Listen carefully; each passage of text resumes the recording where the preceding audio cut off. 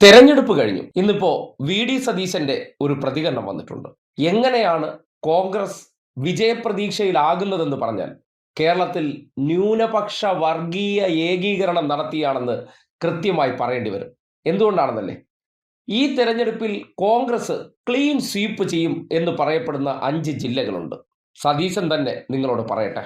Fight നടന്ന സ്ഥലങ്ങളിൽ ഇപ്പോൾ നമ്മുടെ എറണാകുളത്ത് നോക്കുകയാണെങ്കിൽ തൃപ്പൂണിത്തറാണെങ്കിലും കുന്നത്താടൊക്കെ ആണെങ്കിലും നല്ല രീതിയിൽ പോളിംഗ് ശതമാനം ഉയർന്നിട്ടുണ്ട്. അപ്പോൾ കുന്നത്താടാണ് ഏറ്റവും കൂടുതൽ ഇതൊക്കെ എങ്ങനെയായിരിക്കും അത് പ്രതികരിക്കുക? അല്ല, എറണാകുളം ജില്ലയിലും മലപ്പുറം ജില്ലയിലും പിന്നെ ഇടുക്കി, പത്തനംതിട്ട, ഈ 4 ജില്ലകളിലും ഒരു ക്ലീൻ സ്വീപ്പ് UDF അനുകൂലമായി ഉണ്ടായാൽ അത്ഭുതപ്പെടാനില്ല. 4 ജില്ല എന്ന് വെച്ചാൽ 40 സീറ്റാണ്.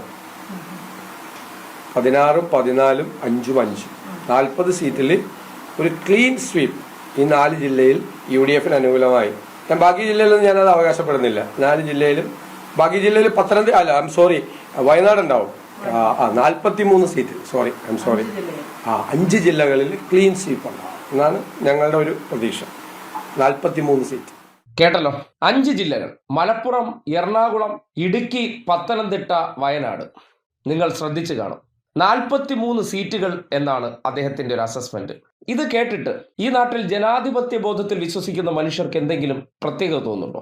ആ തോന്നാത്തിടത്താണ് കേരളത്തിൽ വർഗീയ കാടിറക്കി ഇക്കഴിഞ്ഞ തെരഞ്ഞെടുപ്പിൽ ലീഗിനെയും കാസ എന്ന സംഘടനയും മുൻനിർത്തിക്കൊണ്ട് UDF കളിച്ചു എന്ന് കൃത്യമായി ബോധ്യപ്പെടുന്നത്. ഈ ഒരു മറുപടി പറയുന്ന സന്ദർഭത്തിൽ സതീശന്റെ അടുത്തേക്ക് ഒരു ചോദ്യം വരുന്നുണ്ട്. എന്തുകൊണ്ട് ഈ 5 ജില്ലയിൽ മാത്രം? ആ ചോദ്യം വന്നുടനെ സതീശനൊന്ന് വിൽക്കുന്നുണ്ട്. ശ്രദ്ധിച്ചേ.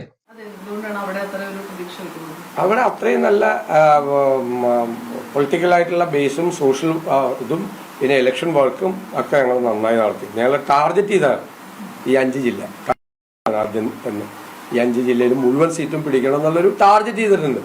അപ്പം ഇപ്പോഴത്തെ പോളിംഗ് ശതമാനവും അവിടുത്തെ ഒരു വർക്കും എല്ലാം കൂടി അസസ് ചെയ്ത് ഈ 43 സീറ്റ് കിട്ടിയാലും എനിക്ക് അത്ഭുതം ഉണ്ടാവില്ല. കണ്ടോ? അത് പിന്നെ അവിടുത്തെ ഞങ്ങളുടെ ടാർഗറ്റ് ചെയ്തുള്ള പ്രവർത്തനം.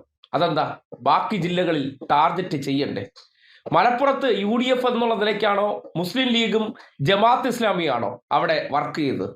മലപ്പുറത്തൊക്കെ എവിടെയാണ് കോൺഗ്രസിന് സംഘടനാ സംവിധാനം? അതും പോട്ടെ, വയനാട് എവിടെയാണ് കോൺഗ്രസിന് സംഘടനാ സംവിധാനമുള്ളത്? വയനാട് എന്തുകൊണ്ട് രാഹുൽ ഗാന്ധി വന്ന് മത്സരിക്കുന്നത് കോൺഗ്രസ്സുകാരെ കണ്ടിട്ടാണോ?